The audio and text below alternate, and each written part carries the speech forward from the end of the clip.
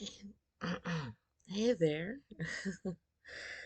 uh, so I'm back today. I know I have been offline or off streaming at least um, for a couple days. Um, and that's just with how busy I've been this week. Um, and honestly, having days where I'm not streaming feels really sucky.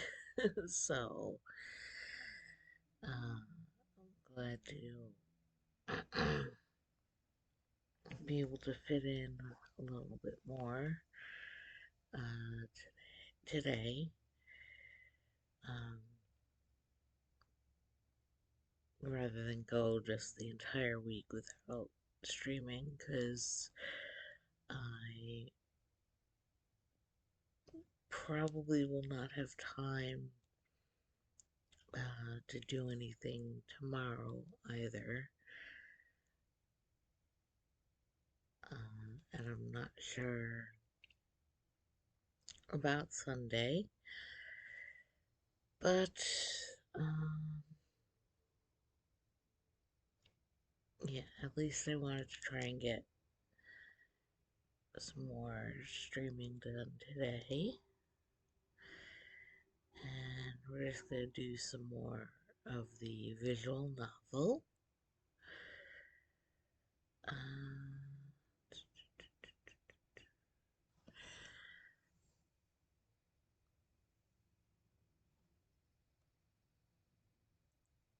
Pull it up. This is from where we left off last time. Um, it's probably also not going to be a super long stream. Just because, again, I have quite a lot to do. So,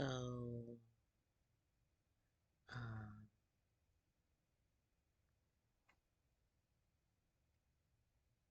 yeah, I have a vendor event coming up, so preparing for that.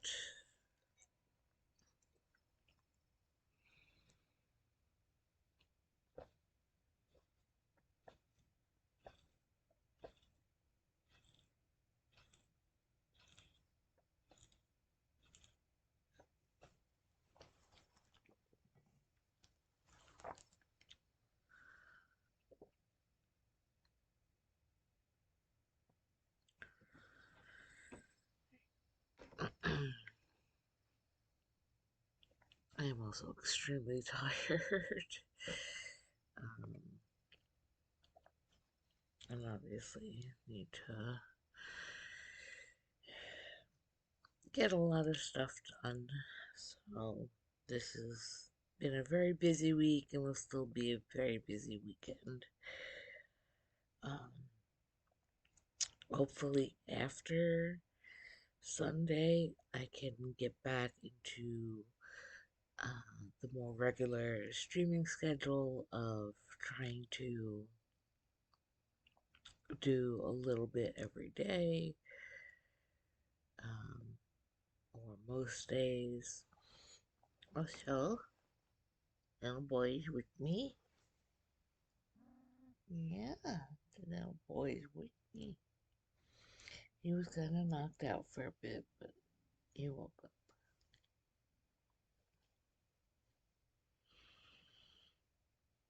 There he is. There's the baby. Say hello to the baby. If you are new here,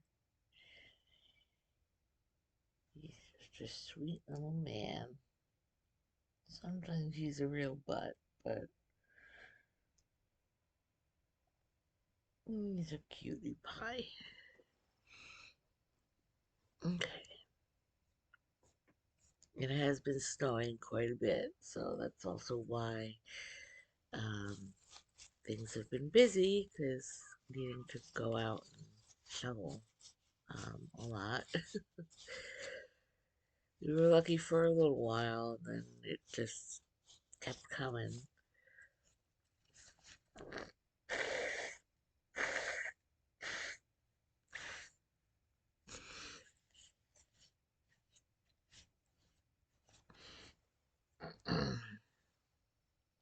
Let me turn the game audio on so you have at least some background noises. And I'll get started.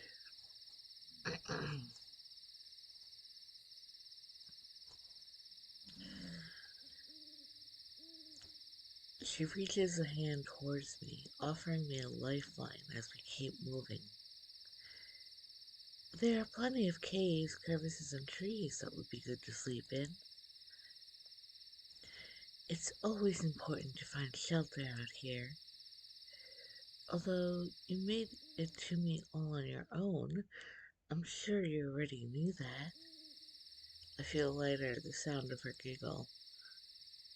Look there. I point to the left where a large tree stands surrounded by bushes. Good eye, Sage. She walks towards the bushes, my hand still in hers. You first. Mm,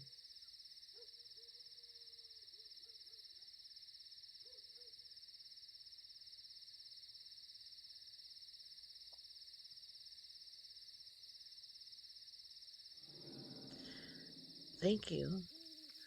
I step into the bush, my hair catching on a branch as I do.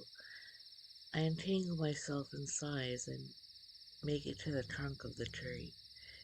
It's roomier than I thought it would be, though it'll still be a tight squeeze once Anna makes it in. I hear her crawling her way through the branches and look back, surprised that she managed to make it through without snagging her own hair.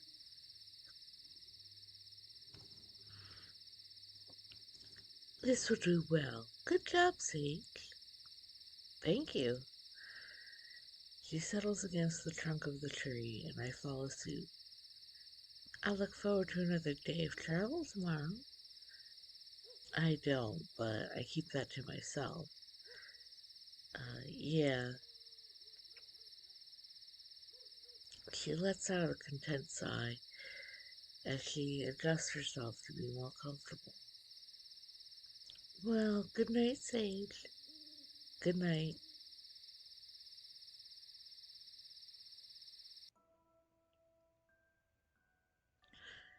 I take a deep breath in. The cold air that fills my lungs is a shock. It isn't yet winter. The weather in the forest has been mild until now. So when I open my eyes, I see I'm no longer in the forest. A black starscape spans across the entirety of what I can see. In front of me, there's a lone figure, though I can't make out what it is. I look around me, but I can see nothing else. This place feels familiar, yet different. I seem to be floating, but I take a step forward nonetheless. My foot pushes off of something below me that I cannot see, and I move towards the blurry figure. Hello? The figure stands still, and as I get closer, I can slowly make out details. It's a man. His back is to me. He's looking up towards the sky, shaggy hair falling to his shoulders. He feels familiar. I quicken my pace as I continue toward him, until I'm only a few feet behind him. I call out again. Hello? This time he hears me. His ear flicks as he turns his head to face me. You came back. Came back? It clicks then. I saw him in my last dream. He turns his body to face me fully. As he does, I realize I can see more features of his face than before, but it still isn't entirely clear. I went looking for you. You weren't there. He lets out a hum. An easy, almost smile lays across his face. I was there. We just didn't find each other.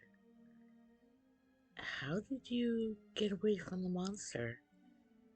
His almost smile drops and he tilts his head back up to the sky. Monster? You didn't see it? He shakes his head as he tilts it back down to me.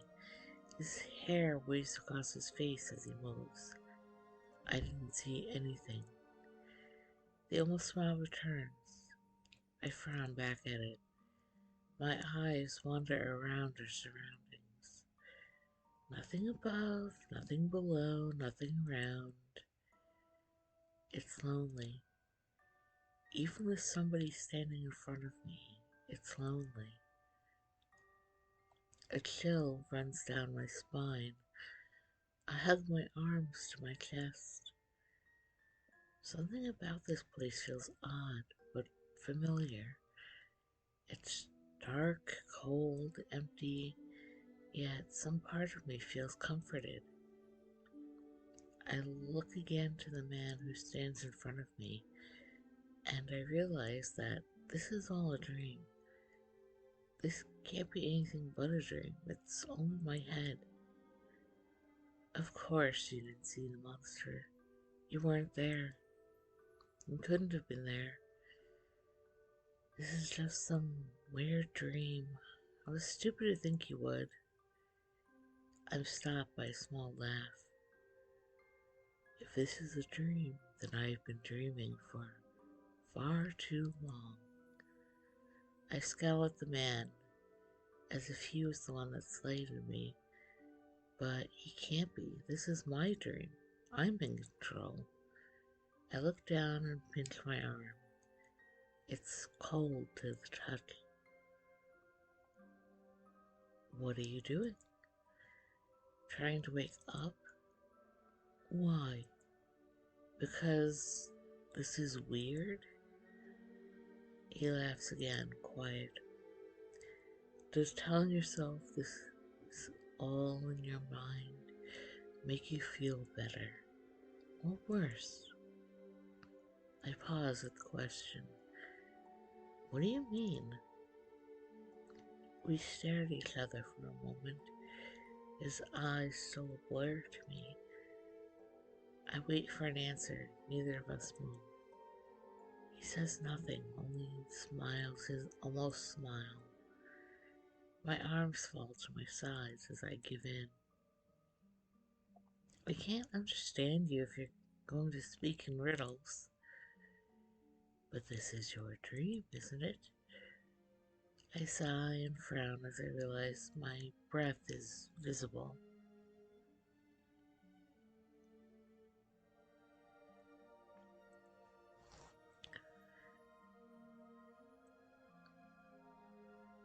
You're right. You're lucky that this is just a dream, and at least there aren't any monsters in here. His almost smile wavers for a second. I wouldn't be so sure about that.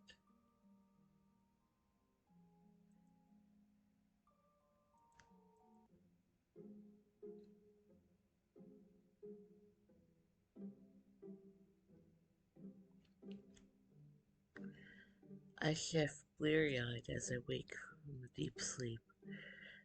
I rub my hand across my face in an attempt to clear my vision. Anna's awake next to me, cradling her staff in her lap as she sits silently in the bush. Good morning! She gives me a side smile. I notice the sleepy look on her face. Good morning. Did you sleep well? Well enough. We should get moving, but I'll give you a few moments to wait before we do. No, I'm okay to go now. I should be hungry. I usually am when I first wake. though traveling through the forest as long as I have, the rationing rationing the little food I still have seems to have taken effect. Great, then let's go. And I steps out of the bush and motions for me to follow. I take a deep breath as I crawl into the open, steeling myself for another long day.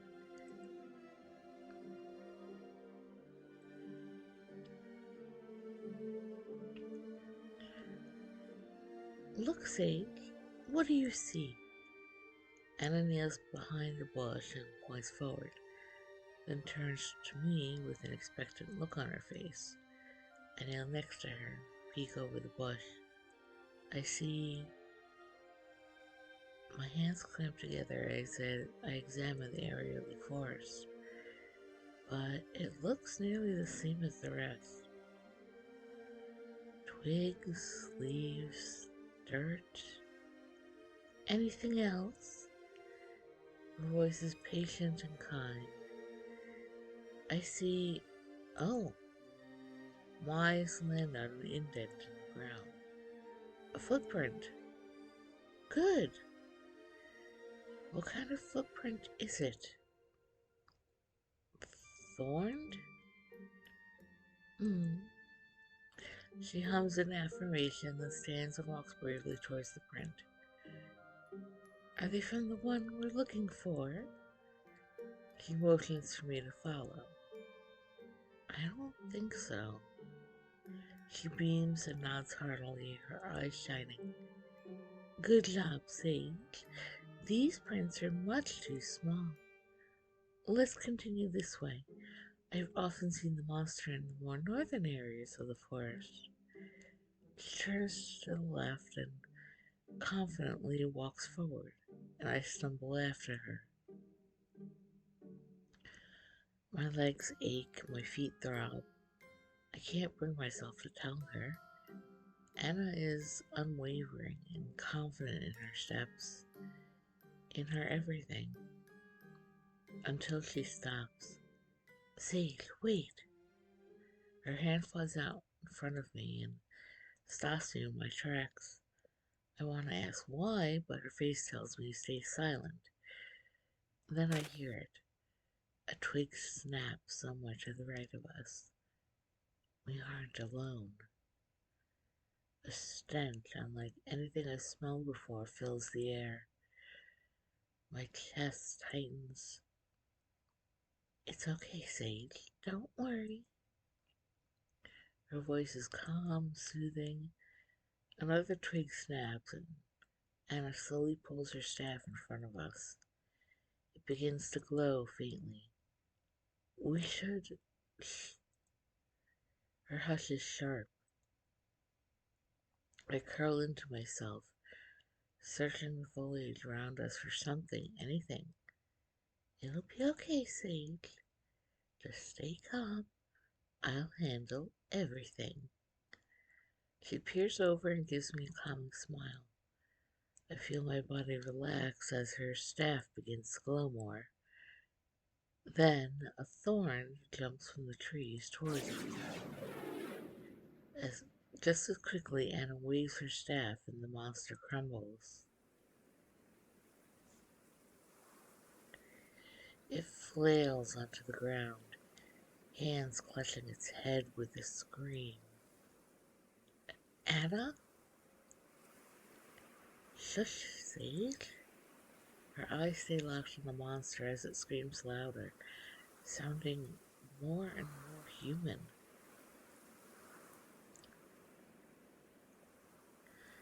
Another beast jumps towards us, and same as before, it drops to the ground as it gets closer. Then the first monster stops. Stops moving, stops breathing, stops screaming. I can't rip my eyes away from the still being. And then all is silent, and my eyes move to the second one. Ugh, not again. Anna frowns for a second and sighs, then gives me a smile. I'll get it next time. Are They dead? I choke out my words. Yes, but don't worry, Sage. We'll figure out how to cure them eventually. I wasn't using my strongest spell after all. I do need to save my energy for the one we're hunting. She gives me a smile as if she hadn't just killed two fallow. Come now, let's continue. It's too bad it didn't work this time. Yes, it is. She nods and gives me a smile. But losing the few for the good of the many, at least now I know the exact spell isn't the key. I'll just have to try something else next time. She grabs my wrist with a giggle. I'm so glad we understand each other so well, Sage. I was rather lonely doing this all alone. She beams and pulls me forward. I can't hold back the smile that spreads across my face. Then another snap behind us, and another. Anna pauses and turns, her eyes widen. As I try to turn to see what she saw, she grabs me. Don't look, just run! She bolts forwards, dragging me with her. What? What is it? Thorned, and a lot of them. Too many for me to handle alone. Don't talk, Sage, just run. One moment we're flying across forest floor, sticks and stones stabbing into my bare feet, and the next,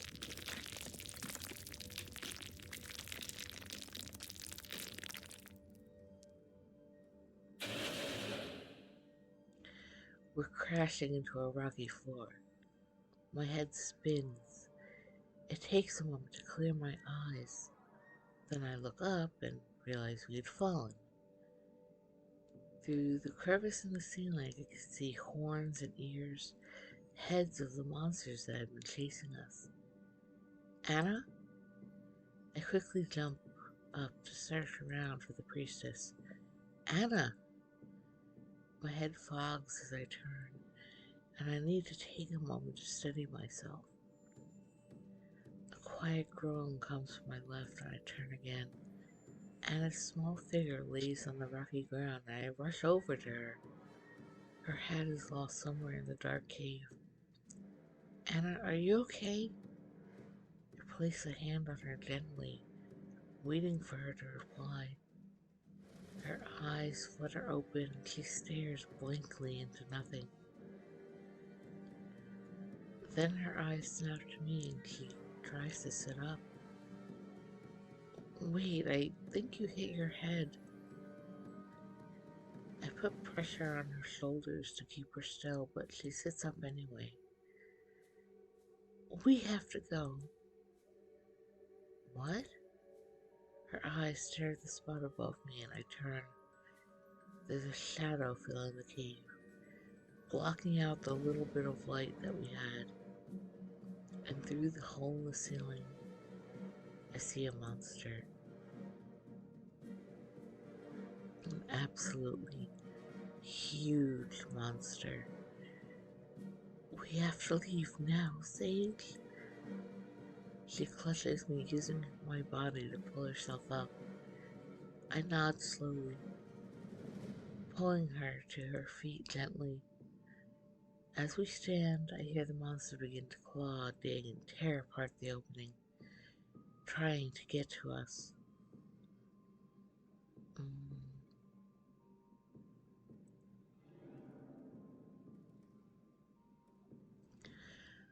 I slow my breathing, trying not to panic. Anna, we should hurry. My voice quakes and the priestess gives me a small smile. We'll be okay, Sage. Don't worry, everything will be okay. Her voice calms my mind and I give her a small nod. Okay. As we stumble down the tunnel, the sounds of the monsters advancing on us is clear. It's getting nearer and my heart is racing. We need to hide. We aren't going to make it. Hide where?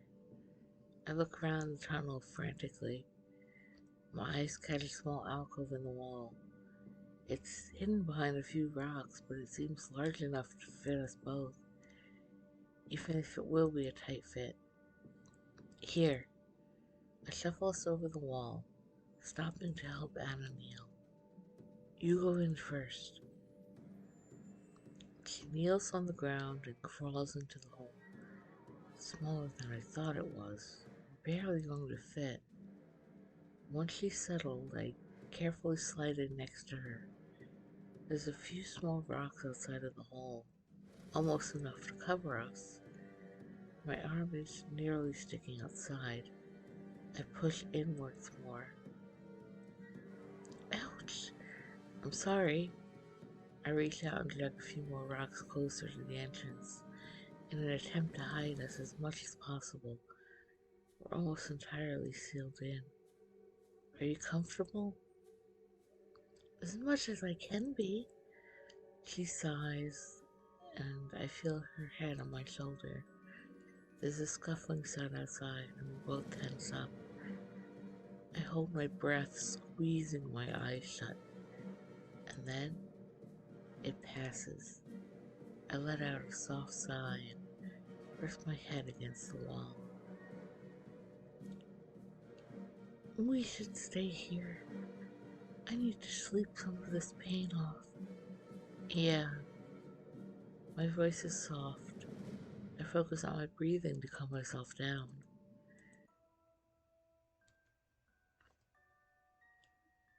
I feel cold again.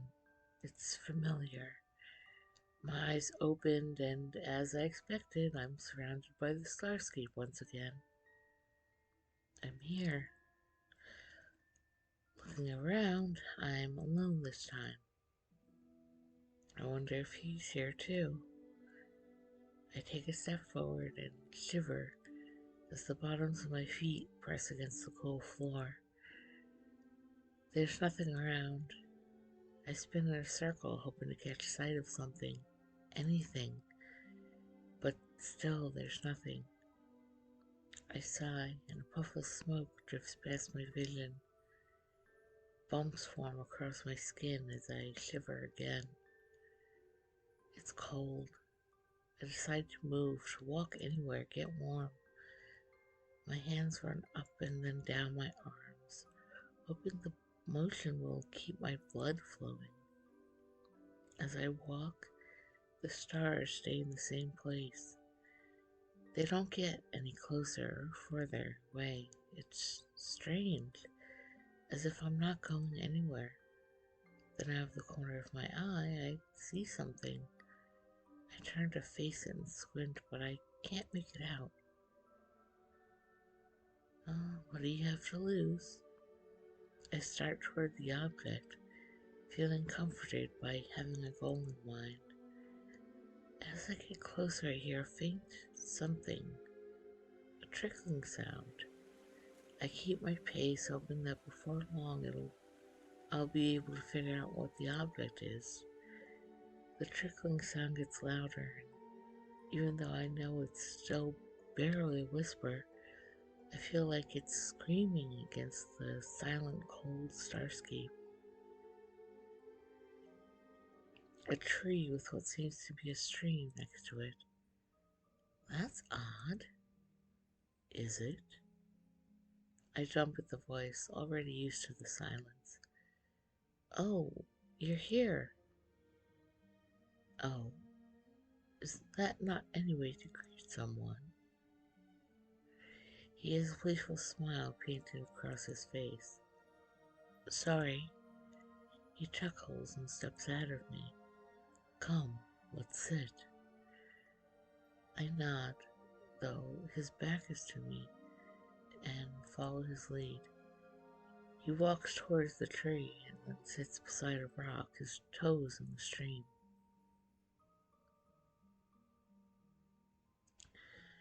I sit beside him, knees curled to my chest. It's so cold. I look around us, staring at the rocks, the unmoving tree.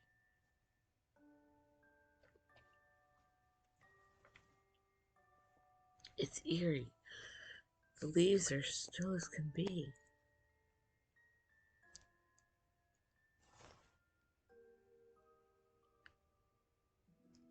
I frown up at them and then towards my companion. He's staring into the sky, looking at nothing in particular. It's quiet, and I've never felt so alone before. Do you like being here? I'm almost caught off guard by his voice.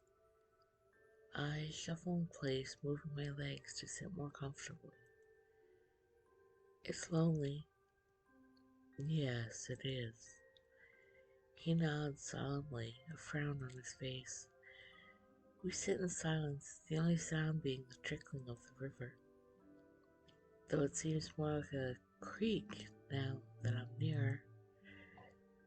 The water flows through some small stones, pushing past blades of grass and through reeds.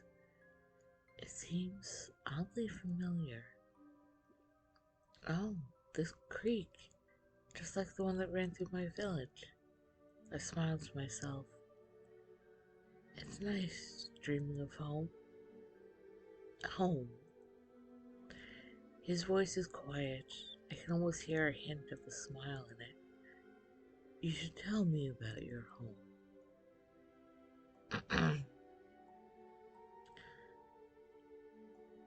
Well, what do you want to know?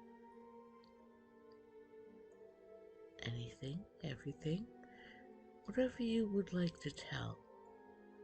I rest my arms on my knees and press my chin into them. There's so much to tell, but also so little. The village was peaceful during the day, and at night, the monster came and attacked. You could hear it scratching at the walls, howling. Sometimes it would take people, and then we'd never see them again. The nights that the monster never came were my favorite. Those nights you could hear the creek trickling peacefully, the night bugs singing their song, the wind blowing through our roof. I smiled to myself, watching the water, a moment of peace. Then in the morning we'd have breakfast together. I'd fetch Mother and I some water from the well in town. She would help me wash my hair and I would help her in return. The well, the one that everybody carved their names into. How did you know that? I'm shocked. He's right. His almost smile drops for the first time and he looks at me confused. I don't know. I can just see it, feel it, remember it. I carved my name into it once with somebody dear to me. What is your name? He stares at me, face blank. Then he frowns and shakes his head, his shaggy hair brushing against his forehead. I can't remember. I squint, staring at his face, trying to make out the details. If he's from my village, I should know him, right? If only I could just see his...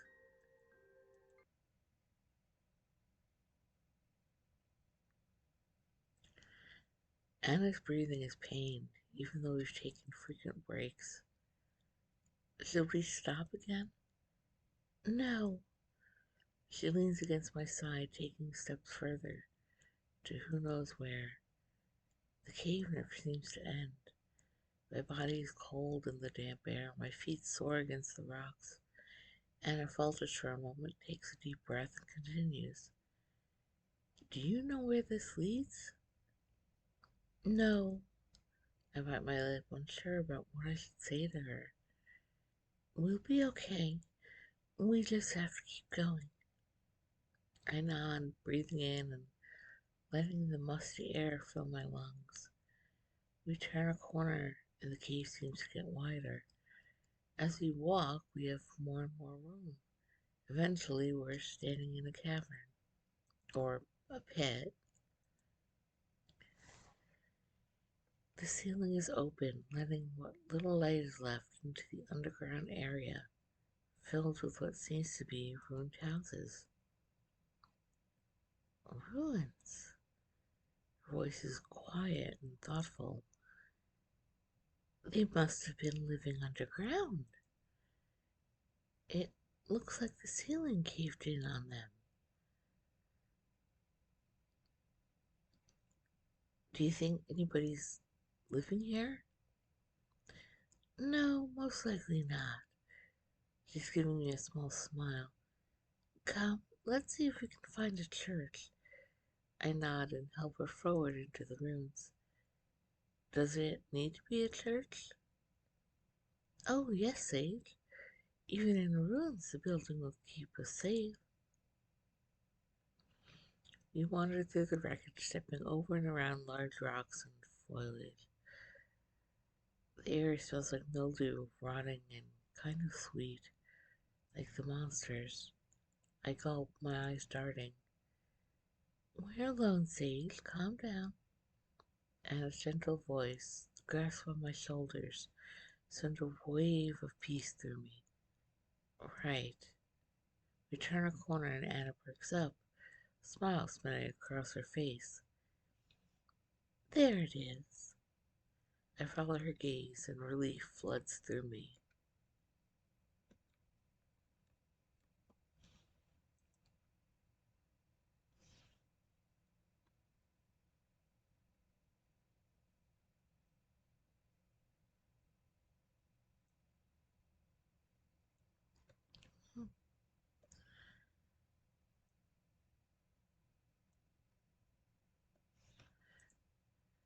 We walk carefully towards the church. I do my best to make sure Anna doesn't get injured further.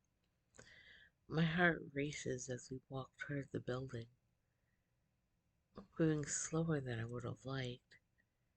As we step through the rotten doors, my body relaxes.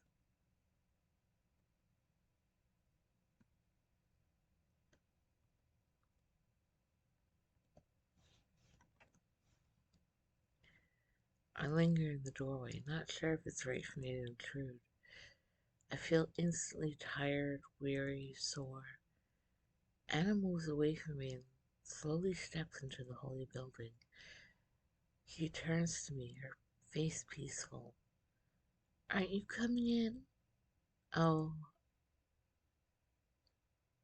I stumble forward towards the center of the building. How about we find somewhere to rest? She almost seems better already. I smile at the sight of the priestess in her natural habitat. You seem tired, Sage. I didn't notice she was staring at me, and I feel my face flush for a moment. I am. Let's rest over here. She moves towards me, or he moves towards the wall and further into the church, and I follow her. We settle against it, sitting next to each other. Anna takes a deep breath, then closes her eyes. She tilts her head towards me, leaning it on my shoulder gently. My breath catches, and I stare forward, not sure how to react. Is she just being friendly, or is she... No, of course, she's just being friendly. She's a priestess. She's pure. She would never. Are you all right, Sage? Yes. I answer quickly, and she giggles. My eyes search around the church, looking for anything to talk about. Then they settle on a wall with what looks like ancient glyphs. Anna? Yes, Sage? What are those? Her gaze follows mine, and she smiles gently. Oh, they're glyphs. They tell a story of the old times before the thorn. Can you read them? No. Would you like me to read them to you?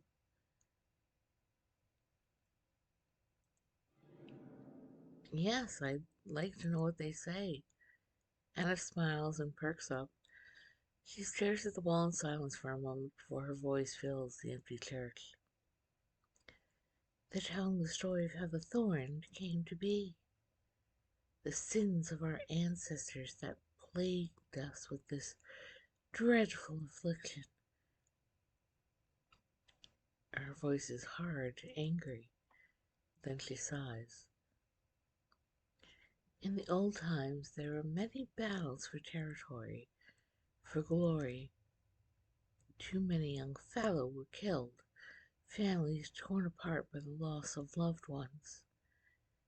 Eventually, they found a way to stay close to their loved ones, to be closer than ever before.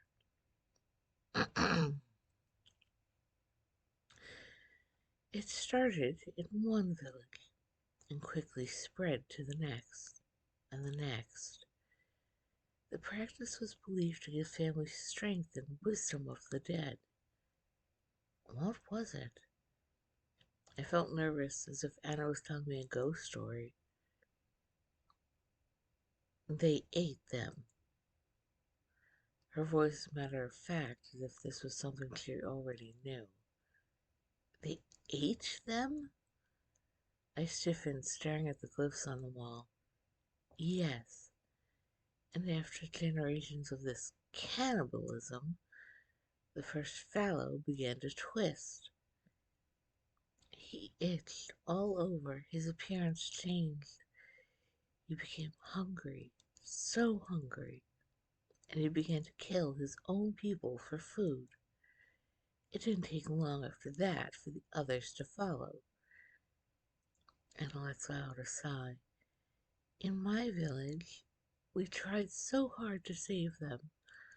We kept those of us that twist locked away, feeding them every so often just in case we do find a cure. And that's why I had to leave. Anna grabs my hand, her eyes locking with mine. I have to save my people. I can't break my gaze away from her. Nodding slowly, she gives me a smile and turns back to the glyphs. After fallow began to twist, villages began to break apart. It was either leave or be destroyed. Your village probably split off, trying to get away from those that became thorn. But we will never be cleansed of our past sins. The spirits of the bodies that were devoured will always haunt us. There's nothing we can do? Of course there is, Sage. That's why I'm working so hard. She settles again, resting her head on my shoulder with a sigh. But now I need to rest. Her eyes close and I let my body relax. Staring down at the priestess, I can't help but smile. She looks peaceful when she rests. My heart does a flip and I look away, blushing. I've never met anybody like her. She draws me in with her kindness, her determination to help those around her. I rest my head against the wall. My chest feels light. I'm sure everything will be okay from here on out.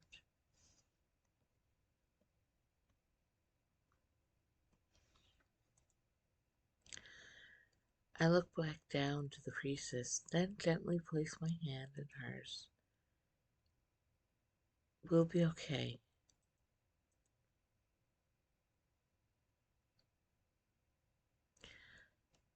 I feel cold again. It's familiar. The stars that fill the sky are shaky, different. I stare up at them, unable to tell what's changed since the last time I was here. Frowning, I look around at the rest of the world. There's nothing, as usual, but at the same time, there's something different. I can feel anxiety burbling in my chest. My dreams have been calm, safe, happy, and it feels like that too has been taken away from me, replaced with this other world that makes no sense to me. It feels different. You came back. I jump at the voice and turn to face the man. Everything about him is a blur. What did he say? What? Can't you understand me? I don't. I'm not sure what you're saying. His words are fuzzy and I can't tell who he is. It has to be the man I've seen before, right? There's never been anybody else here. Why can I hardly see him, understand him? I'm glad to see you here again. I panic, my breathing quickens. What are you saying? I feel tears trickling up my eyes. What's happening? This was supposed to be my safe place, away from the horrors of the waking world. The space around the man distorts. He's completely see-through. Hello? I can't. I wipe tears from my eyes, staring at the man as hard as I can, trying to make out any of his features. I see his shaggy hair, his bare chest, but his face is a blur. He reaches towards my face as if to wipe a tear away. His hand goes through me, as if it weren't even here. It's okay. You don't need to cry. Something about his voice sounds sad, lonely, even though I can't understand him. He pulls his hand away and looks at it, his head tilting as he does. What's happening? Why can't I understand you? He looks up his hand to me, and I sorely wish I could see his face. The man reaches both arms out towards me and wraps them around my shoulders, his chest falling through mine like a ghost.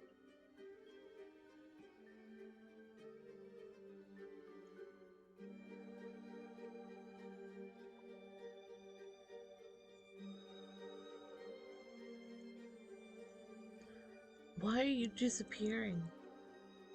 I try to stop crying, but the feeling of everything being wrong doesn't leave me. I told you there were monsters here too, but you'll be okay, Sage. As he speaks, his body fades from existence entirely. I reach out for him, spin around, searching, but he's gone. Wait! Please don't go. Don't leave me all alone. I feel more tears fall. They're warm.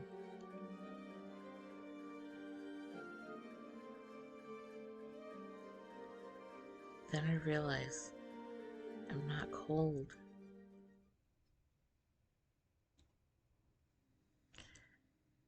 Sage! A soft voice lulls me from my dreamless sleep. My eyes slowly flutter, though instead of being greeted with the expected light, they're met by darkness.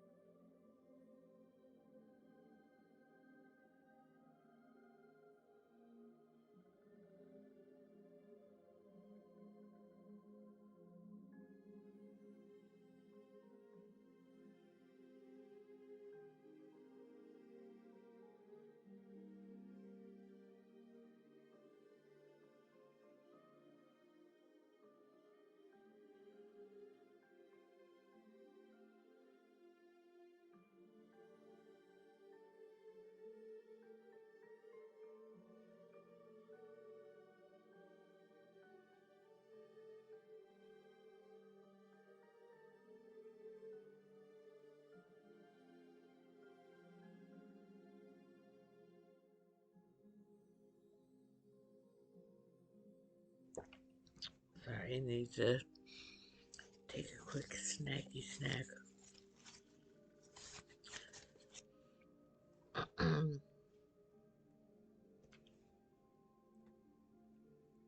A face comes into view.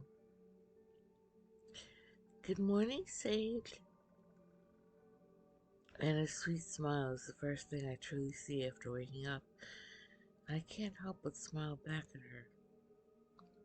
Are you feeling better? I slowly sit up, rubbing my eyes in an attempt to clear the bleariness of sleep. Yes, much better.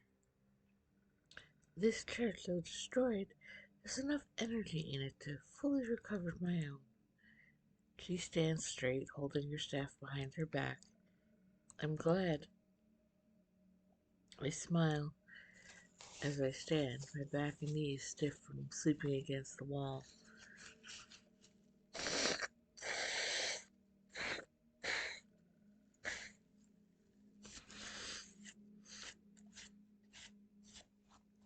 Though my body and mind feel more rested than they had since I left the village. My eyes travel along the walls of the ruined church. I feel comforted knowing that the holy building must have given me a more restful sleep, though I frown, a brief flash of a dream making its way to my mind. Did I dream last night?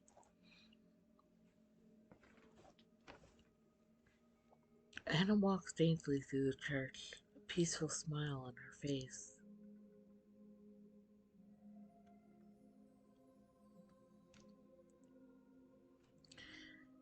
Have you been sorry, wrong voice. Have you been awake long? Not at all. I woke you. I woke you as soon as I made sure my energy was restored. Are you ready to continue our search? She stops wandering as she turns to me with the sweetest smile. Her head tilts slightly as she waits for my reply. I throw my hands above my head and stretch, forcing back a yawn as I give Anna a nod. Great!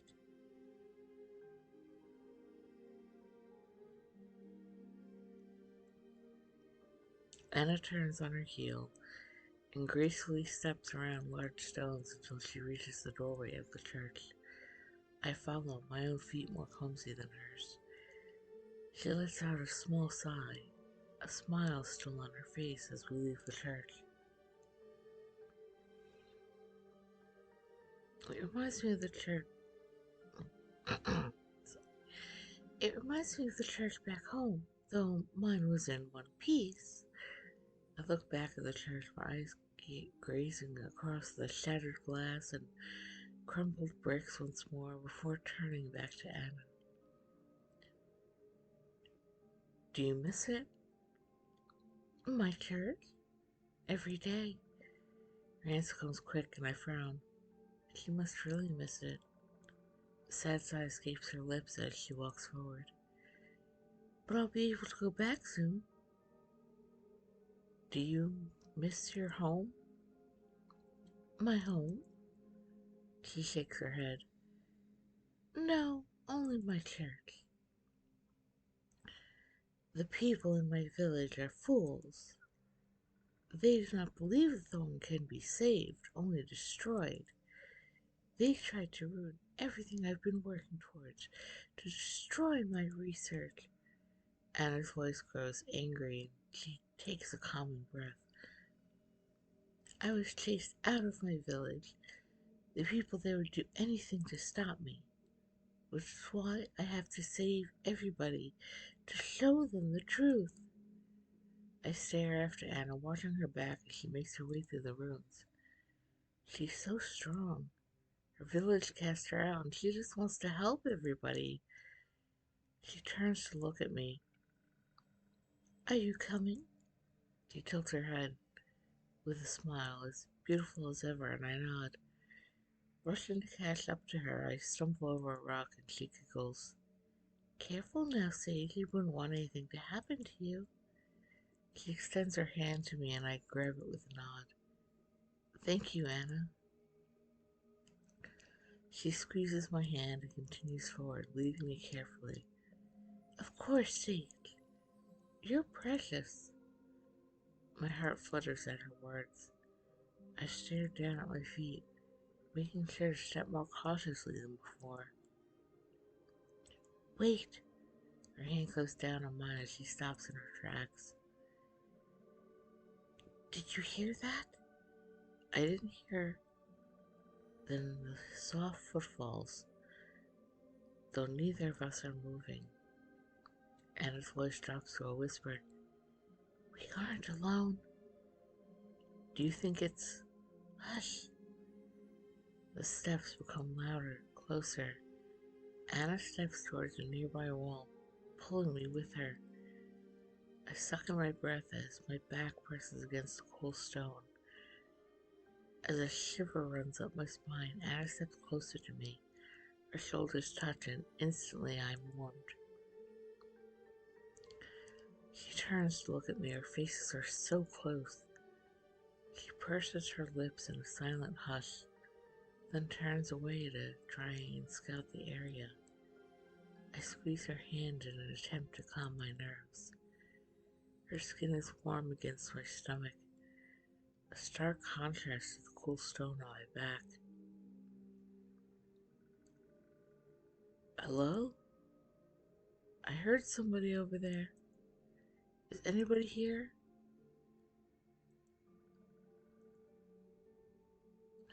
Gosh darn, Jeffrey. Being alone is making you crazy.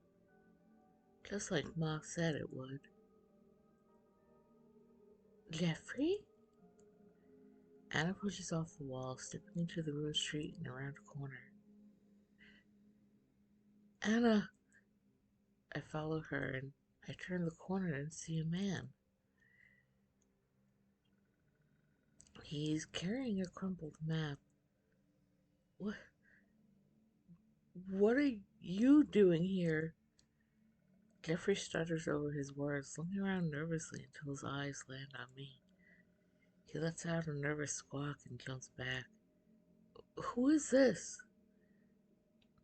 Anna's head tilts as she assesses the man's odd behavior. Do you know him, Anna? Oh, yes. Jeffrey's from my village. He's relatively harmless. He smiles at the man as if she just served him a compliment. He nods frantically, beads of sweat forming on his forehead as he stares wide-eyed at Anna.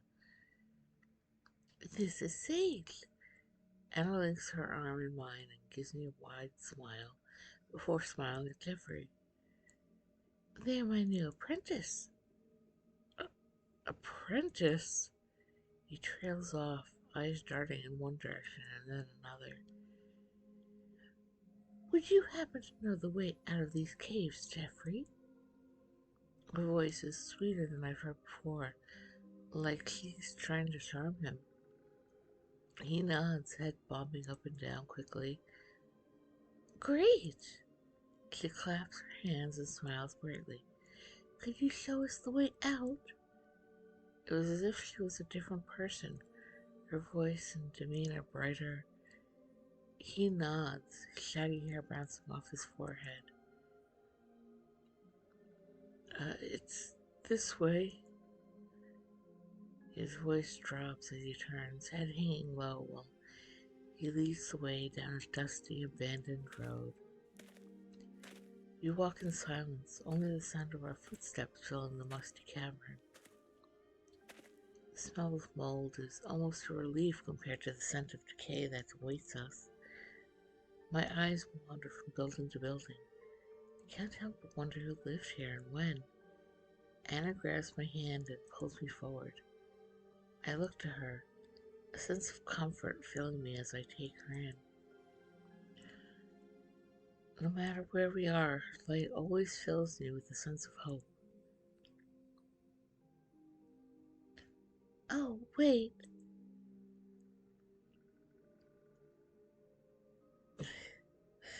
Alright, my cat is crying in the background. Little one!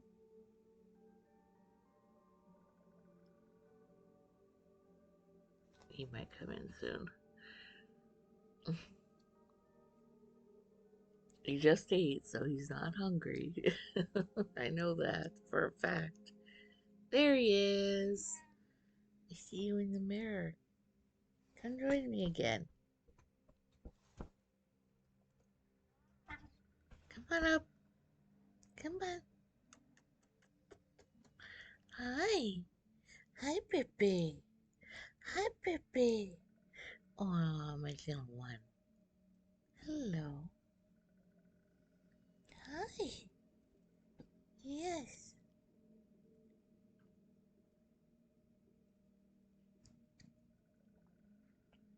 After the stream, I will go downstairs with him for a bit because I do need to, get all my vending stuff together, and that's all in my office. It's gonna take a while, so I'm sure he'll be happy with that. What are you looking at, honey? Hmm? Hi, baby. Hi, my boy. I did try and also set up the little area um, in the hall, like just outside my door. Um, Unfortunately, uh, the little space there isn't big enough for the like little extra table I have. Um, it's a table I had gotten for vending specifically, but uh, I figured I could try and put it out there and maybe like sit there and stream. But the little alcove that I would have to fit everything into, the table is just slightly too big. So unless I want to like go through a whole thing of, you know, opening it up and then putting it away every single time that I want to stream, it's just gonna be too annoying, and I already have limited time with my work schedule, so that did not work out. There, I've calmed him down now with all this pet. Yeah, all your pettings that you get. Okay, back to the game.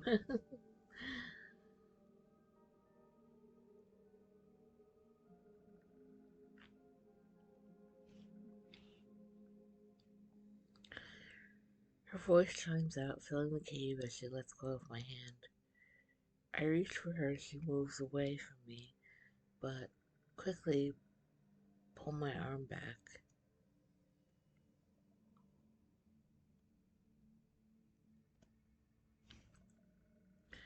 The space next to me feels cold and empty without her there. More glyphs! See, look! Her hand runs over a chipped wall, a few feet away from where Jeffrey and I now stand. Anna studies the wall carefully, her full attention directed to the symbols. How long have you known Anna for? Jeffrey's voice is right next to my ear, a whisper. I jump slightly, turning to look at him and answer nonetheless. A few days?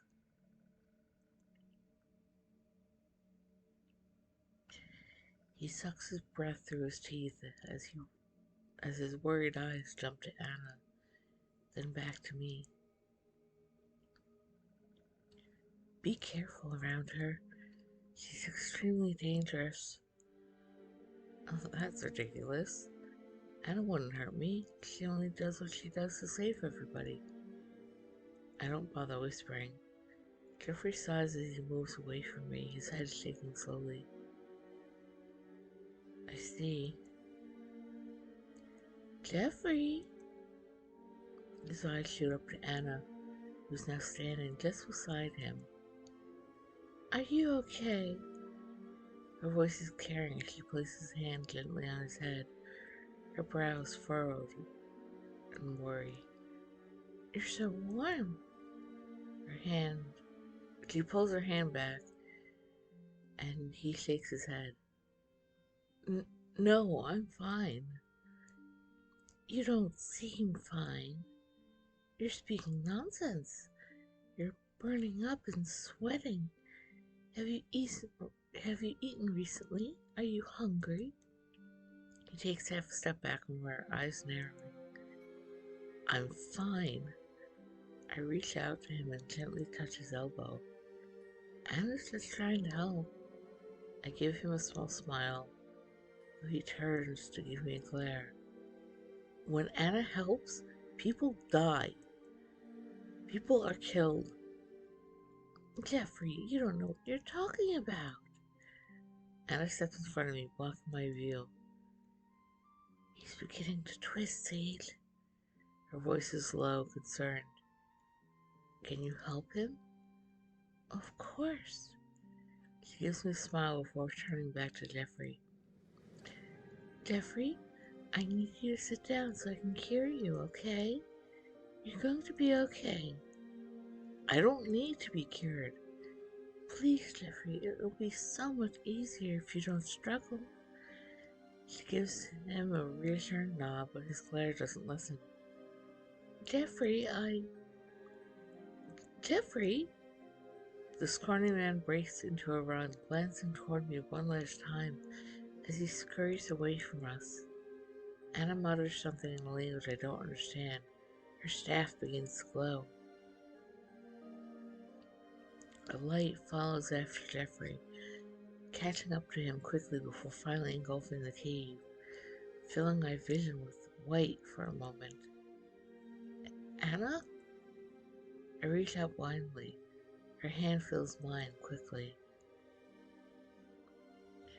My vision clears, and ahead of us I see Jeffrey lying on the ground. Oh no.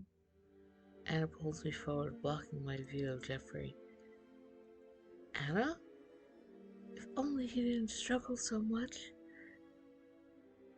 Is he dead?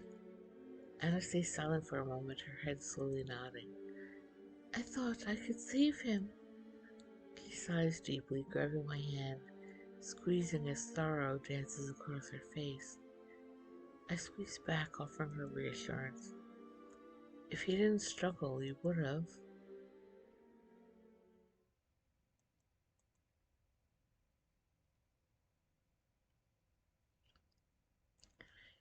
It's dark and warm. I open my eyes slowly, an uneasy feeling in my stomach. My sleep has been restless. I continue to wake. No dream comes to me tonight. I feel a pit in my stomach. It feels like sadness, loneliness. I curl into a ball and glance over at Anna. She's sleeping on the floor beside me, looks so peaceful. My mind wanders to Jeffrey. His corpse is still laying in the cave with us. I shiver. How could they sleep so soundly when... Sage? Her voice is quiet and sleepy. She shifts slowly, her eyes opening just enough to see me. Can't sleep? I shake my head no. Anna stands and takes a few steps over to me. She sits beside me, her movements gentle. Did you have a bad dream? No.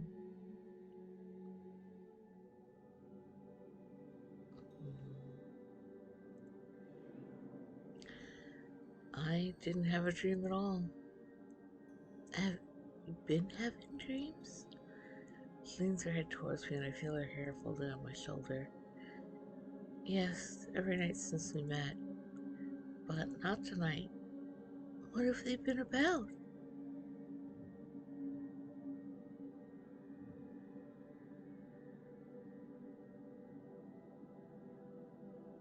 A feel a weight on my shoulder. It only takes a second before I realize it's Anna's head. I don't remember. Once I wake up, everything's a blur. How strange. Not having one felt. Not having one felt lonely though. There's no need to be lonely, Sake. I'm here. She links her fingers between mine and gives my hand a squeeze. Now, let's try and get some sleep. We'll need it for tomorrow. Yeah, you're right.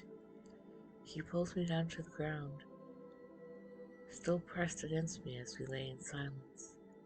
Her head rests on my shoulder, her hands still linked in mine. Sleep's come easier after that.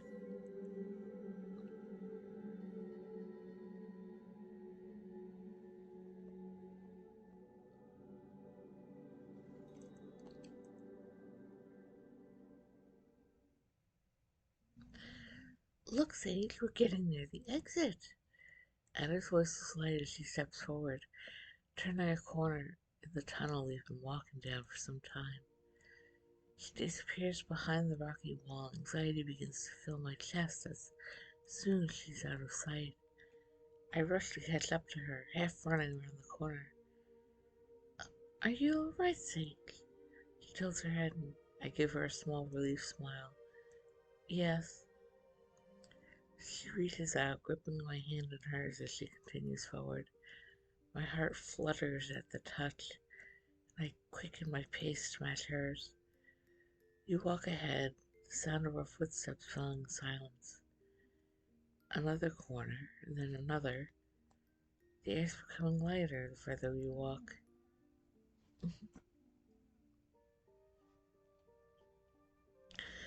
Sage, look!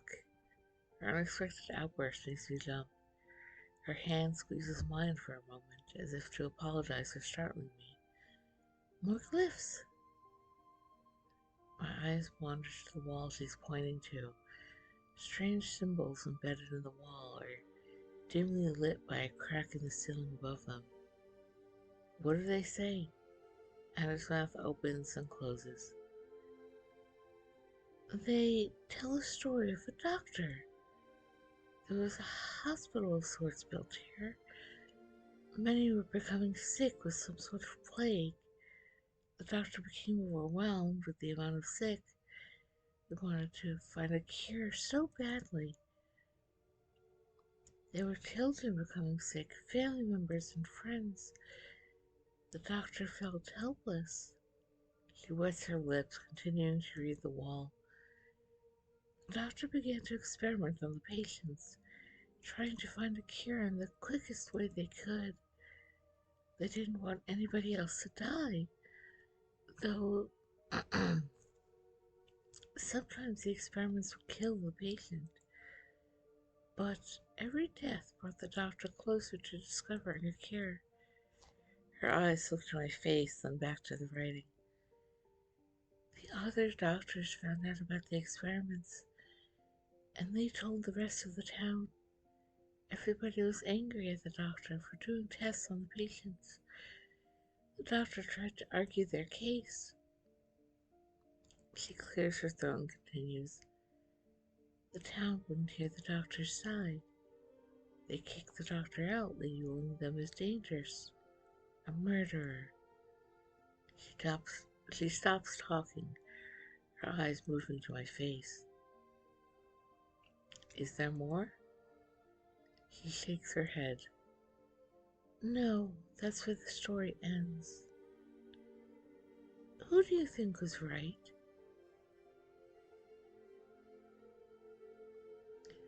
So we've been doing pretty much more Anna leading run this time.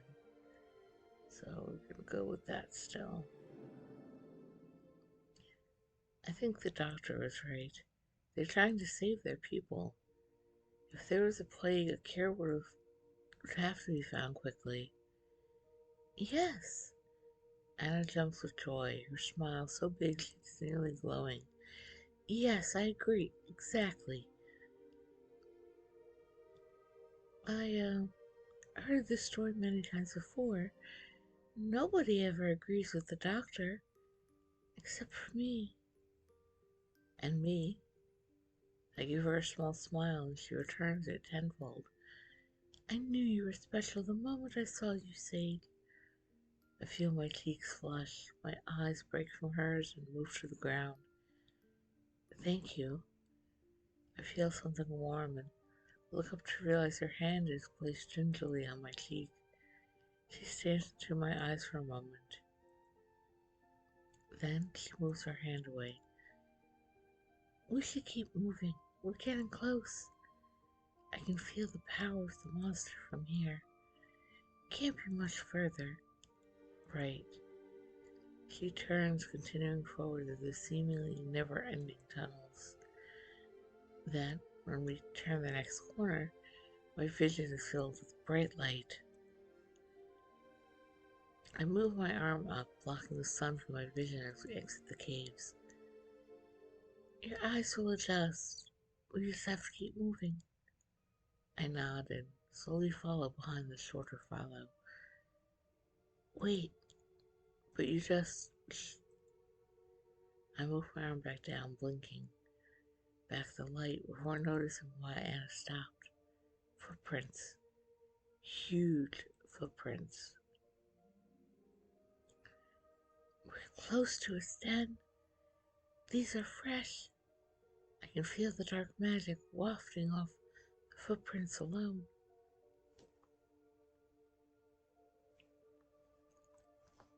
It's strong, Sage.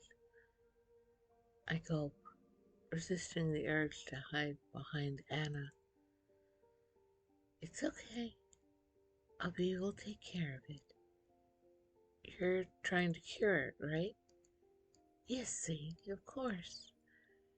We have to continue in silence. It might have better hearing than we do. I nod slowly, my voice coming out as a whisper. Okay. She shoots me a reassuring smile, then cautiously walks forward. I follow behind Anna, my pace matching hers as we cautiously follow the prince. Anna is silent as she walks. I'm not sure. Uh, I'm not sure. I did it twice in a row.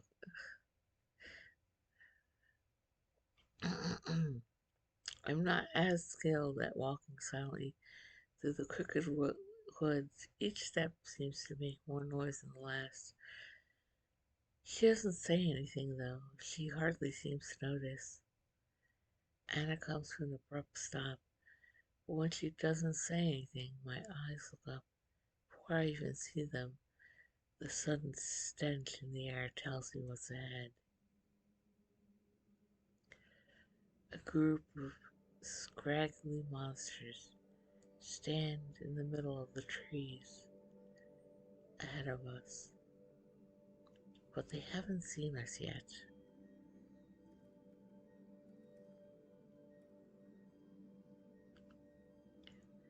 They're searching, their noses turned up in the air.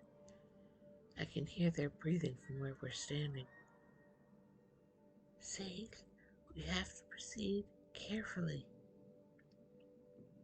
Her voice comes out as a calm, steady whisper. I try not to whimper or reply, my knees trembling. I can use magic to hide us just long enough to pass them. Or if you think you can do it, we can sneak past. She turns her head slowly, her eyes calm as ever.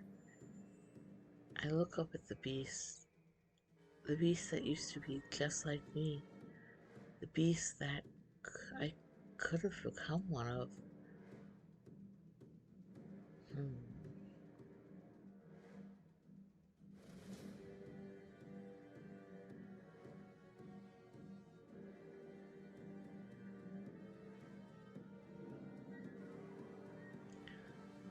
I think I'll be able to sneak around.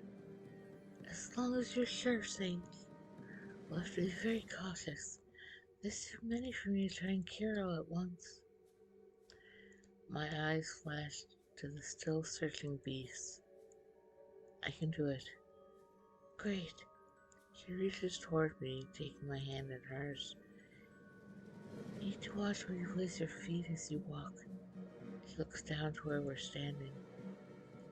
Try your best to ensure you aren't stepping on any sticks or leaves, alright? Right? I believe in you, Sage. She squeezes my hand and slowly takes a few steps forward. I try to match her pace and step exclusively where she stepped before me. It's more difficult than she makes it look, but after a few moments we find a rhythm. We're slowly making our way around the monsters. Our pace is excruciating. I find myself wanting to run, wanting to bolt, get it over with, but I don't. And we make it. I turn to look behind us, barely being able to see the beast through the trees. You did great, Sage. Praise pulls my heart from my stomach, and I give the shorter fellow a smile. Let's keep going. We're so close now. Anna confidently continues walking forward, and I find myself falling into pace behind her. There will be more nearby. We have to be careful. I choke back a reply, worried about being too loud. I'm surprised there's so many of the smaller beasts. Big one is rather territorial, she mutters almost to herself. Ahead of us I spot a small clearing of trees, but my eyes quickly move down to the ground as I step on a branch. A cracking noise rings out, and Anna stops in her tracks. Sage, please be careful. Her voice is strained. Guilt rises in my chest and I have to gulp it back. I'm sorry, Anna. I hear shuffling ahead of us coming from the clearing, then a sickening crunch, and another.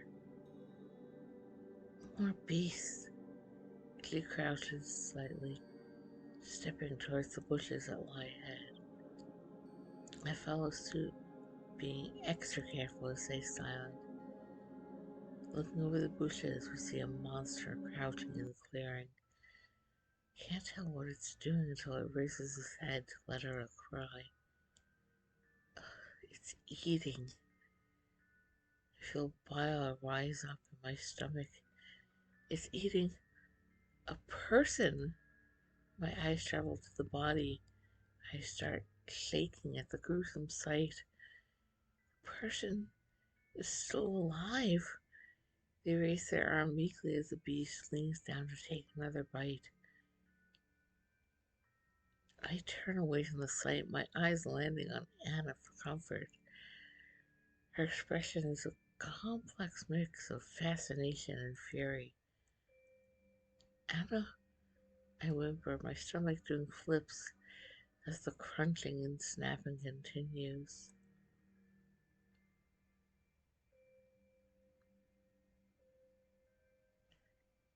There's nothing we can do, Sage. We have to continue on.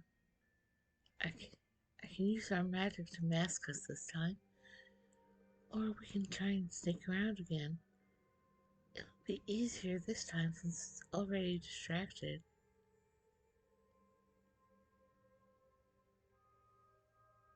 Hmm. Um.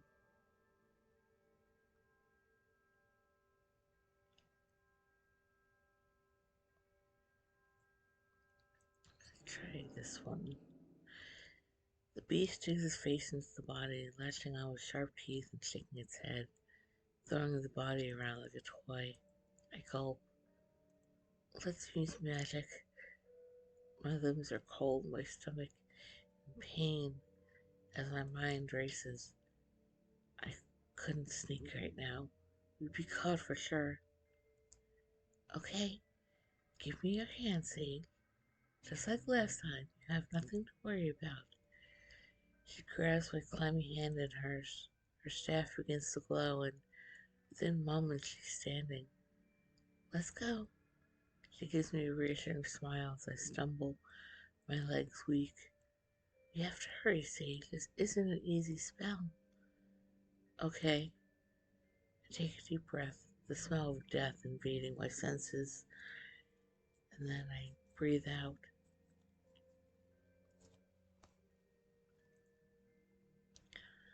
Okay. He nods, leading me around the clearing. We walk in silence until we can no longer hear the snapping of bones. She lets out a long sigh as the light on her staff disappears. Okay, let's keep going. I'm so tired. Anna's eyes study my face, frown spreading on her own. As am I, Saint, but we have to do this. We can save everybody. We'll rest when this is all done. She smiles, running her fingers across my arm. The two of us, together. I feel my face flush, inwardly smiling at the thought of being able to spend time with Anna. For now, we have to keep moving. We are so close. Can you do it for me? She bats her eyelashes, and I feel my stomach flutter for a moment. I nod. Yeah, and then we can rest. Of course, then and only then can we rest. She reaches towards me, a lovely smile painted across her face. I take her hand eagerly, the skin-to-skin contact calming me as soon as we touch. We should keep moving. There could be many more in the trees. Hopefully there aren't. She gives a small smile in response. We walk side by side, both being as careful as possible to be silent, though all of our efforts seem to be for naught. A long, low howl echoes through the trees. It feels close. Run, Sage! Anna rips her hand away from mine, running at full speed away from me, away from the beast. We take off after her, my weak legs wobbling beneath each step. I can't run for much longer. Anna's breathing is labored, but she continues forward. We can't continue like this. We have to find something, anything. My eyes scan our surroundings. To our left, a cave sits, nestled in the mountain.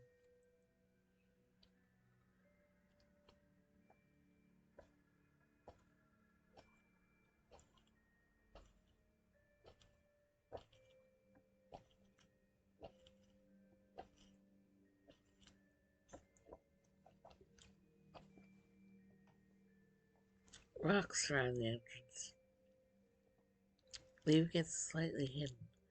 That could work. And to our left, a large tree.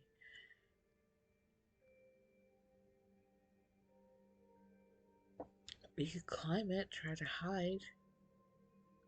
Stopping in our tracks, my mind races. Sage, I think I have enough magic left to kill it. What? It's our only...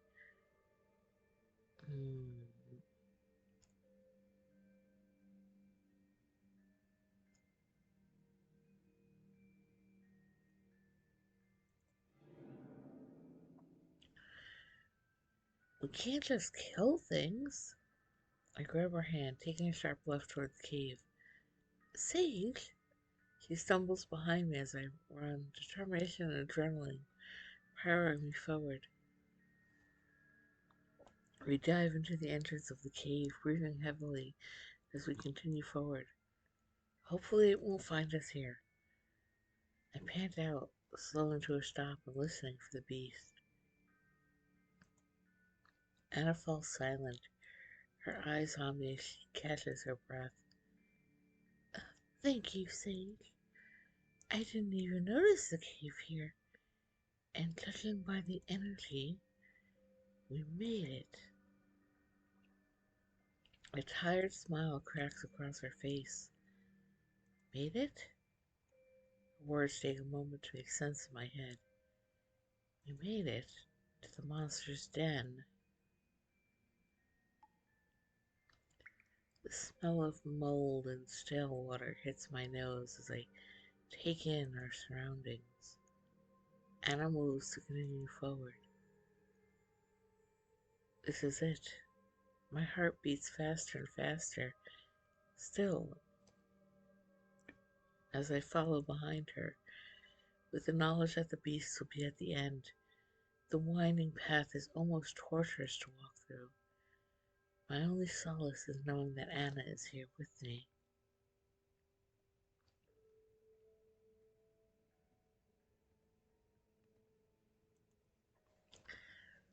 She emits a calming aura, and it's the only thing keeping me sane.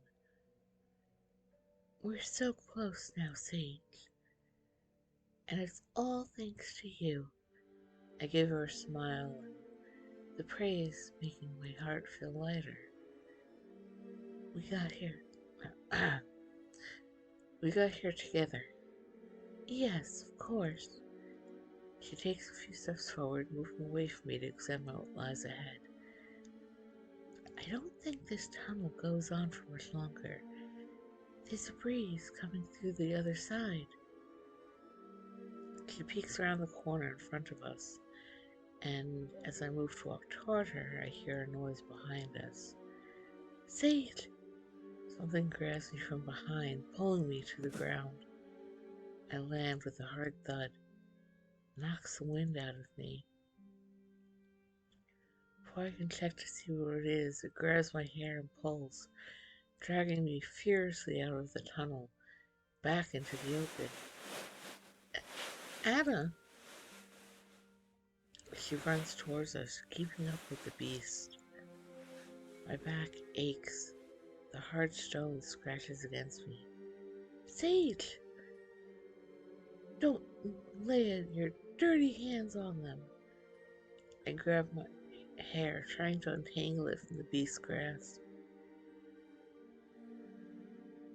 Finally, we stop moving. I look up to see a lanky monster standing over me, dark eyes gleaming in the settling sun. Looks hungry. Get away! Anna's voice is furious.